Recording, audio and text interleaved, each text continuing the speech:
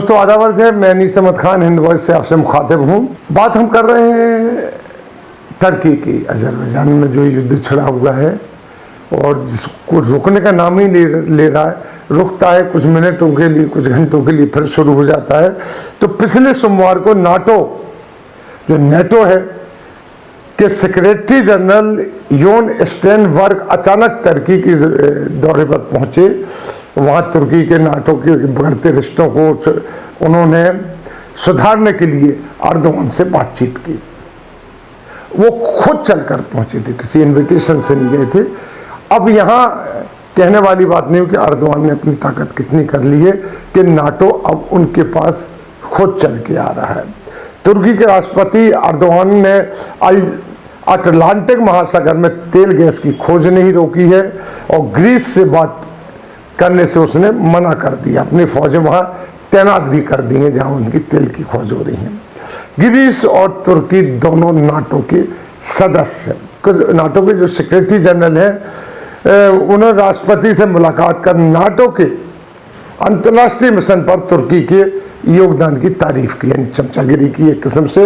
अभी तुर्की और नाटो के बिगड़ते रिश्ते सुधारने के लिए तुर्की और ग्रीस के बीच एक हॉटलाइन भी स्थापित की उन्होंने, और इसके लिए अर्दोगान को उन्होंने बाकायदा मनाया, क्योंकि अर्दोगान एडमेंट थे, अड़े हुए थे कि नहीं, हम ग्रीस के साथ कोई बातचीत नहीं करेंगे। वहीं इसी तुर्की के जो विदेश मंत्री हैं मवातुल चवुशोगलू अजरबैजान पहुंचे और अजरबैजान के राष्ट्रपति इल्हाम अलीयेव से उन्होंने मुलाकात की और नारगोन और करखाब में लेकर चल रहे युद्ध में अजरबैजान के खुलकर साथ देने की अर्दोगान का संदेश वहां पे खड़े होकर उन्होंने दोहराया, खुल्लम खुल्ला दोहराया, जबकि नेटो ये युद्ध रोकना चाहता है। अभी देख लीजिए कि जो अर्दोगान की ताकत इतनी बढ़ गई कि नेटो से टक्कर ले रहे। वहाँ सऊदी अरब वगैरह को देखिए, वो अमेरिका से टक्कर नहीं ले पा रहे हैं और उनकी तरफ दोस्ती का हाथ बढ़ा रहे हैं, वो घुटने टेक की बात कर रहे हैं उसे। यहाँ नाटो अर्दोगान से घुटने टेक की बात कर रहा है। इस पर अजरबैजान के राष्ट्रपति इल्हाम अलीयेव ने कहा कि आर्मेनिया के साथ अब जो भी बात होगी उसमें तुर्की के राष्ट्रपति अर्दोगान जरूर शामिल होंगे, यानी बाकायदा फिजिकली अर्दोगान को शामिल होने की उन्होंने बात की, ऐसे नहीं कि रिप्रेजेंटेटिव शामिल होगी। नेटो का जो फुल फॉर्म है नॉर्थ अटलांटिक ट्रीटी ऑर्गेनाइजेशन, ये उसका फुल फॉर्म है, जिसमें America, Britain, Canada, France, Spain समेत 30 बड़े देश आते हैं, ताकतवर फौजी देश आते हैं। इसकी स्थापना 1949 में हुई थी। तुर्की नाटो का 1952 में सदस्य बना था और अकेला मुस्लिम राष्ट्र है जो नेटो का सदस्य है। विश्व की सबसे पावरफुल ऑर्गेनाइजेशन मानी जाती है नेटो, लेकिन अर्दोगान के आते ही तुर्की का नेटो को लेकर एक आक्रामक रुख रहा है शुरू से आखिर तक। वो उसके नेटो की 5 जो डिसीजन होते हैं उसके खिलाफ जमकर खड़े होते हैं। अर्दोगान की जो वो पॉलिसी वो इस्लामिक राष्ट्रवाद की है और इस्लामिक राष्ट्रों के साथ एक नया गठबंधन बनाने की उनकी पॉलिसी है कि नेटो जैसा ही एक इस्लामिक राष्ट्रों के साथ एक गठबंधन बनाए जिसमें फौजी ताकत हो, जो वो मुकाबला कर सकते। जिस तरीके से इस्लामिक कंट्रीज के ऊपर लोग बराबर हमला कर रहे हैं बरसों से, जैसे लीबिया को तबाह कर दिया, सीरिया को तबाह कर दिया और कई कंट्रीज को तबाह कर दिया। जो लीबिया तो एटॉमिक पावर था, इस तरीके से तबाह कर दिया और कंट्रीज ना तबाह हो जाए। लिहाजा अर्दोगान चाहते हैं उनकी सुरक्षा के लिए कि नेटो जैसी ही संस्था खड़ी हो।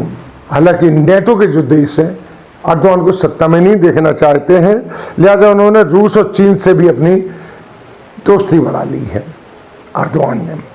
अजरबैजान मुस्लिम बहुल क्षेत्र और तेल का ये बहुत बड़ा जखीरा वहाँ पर है।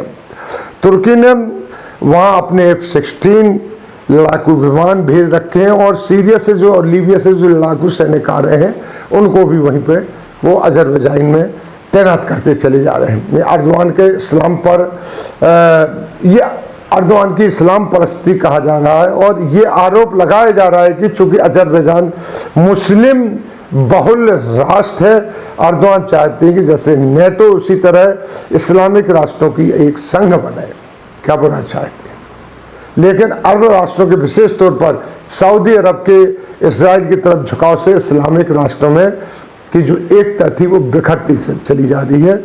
ये OIC के प्लेटफॉर्म को भी विवादों में धकेल दिया इस चीज ने। अर्दवान की शासनकाल में टर्की नेटो में के देशों में अमेरिका के बाद सबसे बड़ी सेना है। विश्व में दूसरे नंबर की जो सबसे बड़ी सेना है वो टर्की के पास है। 2015 में उसकी फौज में 6,49,551 फौजी थे। इसकी एयरफोर्स में 1,067 लड़ाकू विमान और 60,000 फौजी शामिल हैं। जरा देखते जाइए।